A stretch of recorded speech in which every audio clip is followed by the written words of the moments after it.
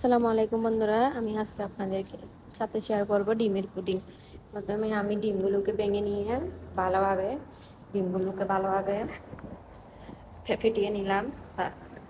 এর সাথে আমি দুধ অ্যাড করে আমি লিকুইড দুধ ইউজ করছি এখানে, তারপর মিল্ক পাউডার দুইটাই ইউজ করছি। লিকুইড দুধ দিয়ে এটা আমি আরও ভালোভাবে ফেটিয়ে নিলাম, মিক্স করে নিলাম। এখন আমি মিল্ক পাউডার দিয়ে দিয়েছি, সেটাও মিক্স করে নিয়ে আরেকটি পাত্রে আমি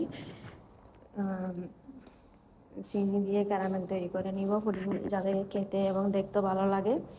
দেখুন আমি ক্যারামেলটা তৈরি করে নিলাম, নিয়ে আমি এখন যেটাতে পুডিং বানাবো সেটাতে দিয়ে দিব যতক্ষণ না পর্যন্ত এটা বসে যায়।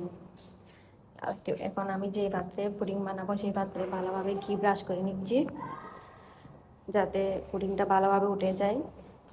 এবং ঘি ব্রাশ করে নেওয়ার পরে আমি ক্যারামেলটা দিয়ে দিলাম। ক্যারামেলটা বসে যাওয়ার পরে আমি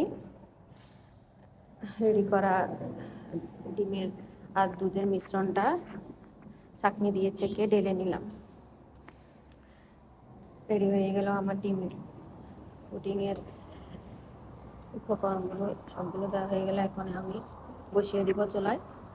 এটা আমি রাইস কুকারে করে নিচ্ছি পুডিংটা। দেখেন আমার পুডিংয়ের ফাইনাল লুক। এভাবে আপনারাও বাসায় তৈরি করে খেয়ে দেখবেন, ভালো লাগবে। Thank you.